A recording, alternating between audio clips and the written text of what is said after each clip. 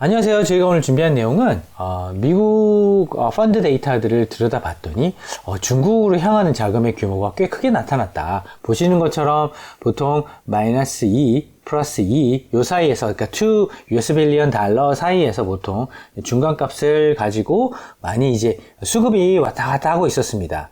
그런데 보시면 그 중간값 이하 정도까지 돈이 들어왔기 때문에 추세적으로 바뀌었다라고 말하기엔 조금 이른 시점인 것 같고요. 요거를 수급을 뚫고 올라가게 되려고 한다면 이제 중국 정부의 이제 정책에 이제 포인트가 외국인한테 맞춰줘야 될 것 같고요.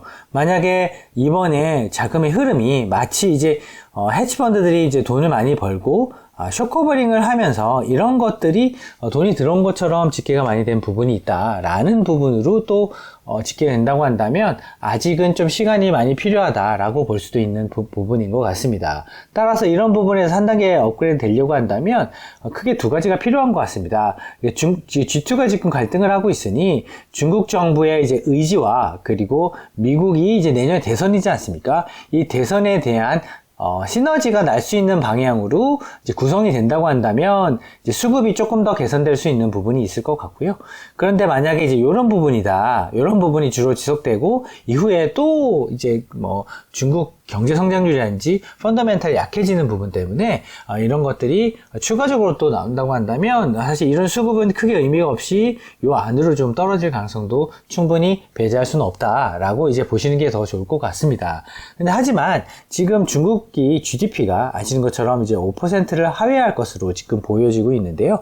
중국이 예전에 보면 5에서 10% 사이에서 경제 성장률을 가지면서 모멘텀을 가졌던 그런 지역이기 때문에 이런 부분보다 낮게 이제 경제 성장률이 나온다고 한다면 아무래도 조금 메리트가 떨어지는 그런 지역으로 인식될 수도 있다.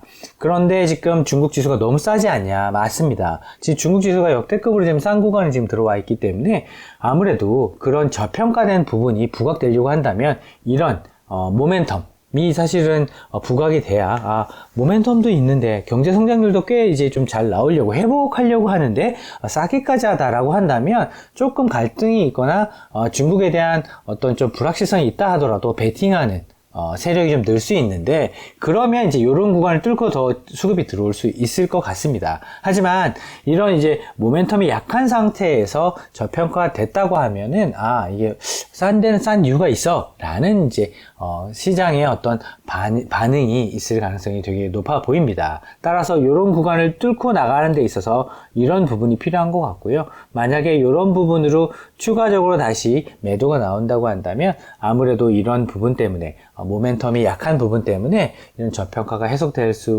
해소되기 어려운 부분에 대해서 시장이 훨씬 더 포커스를 둘 것 같습니다.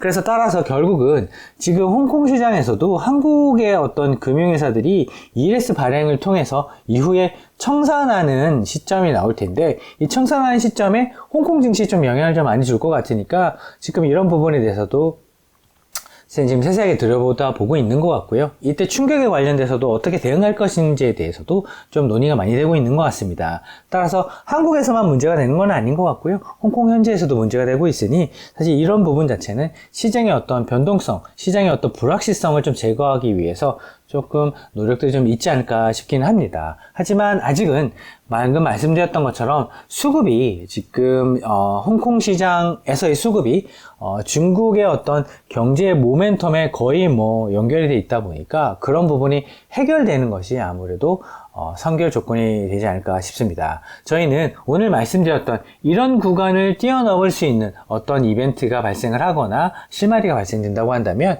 그 부분을 업데이트해서 공유드리도록 하겠습니다. 감사합니다.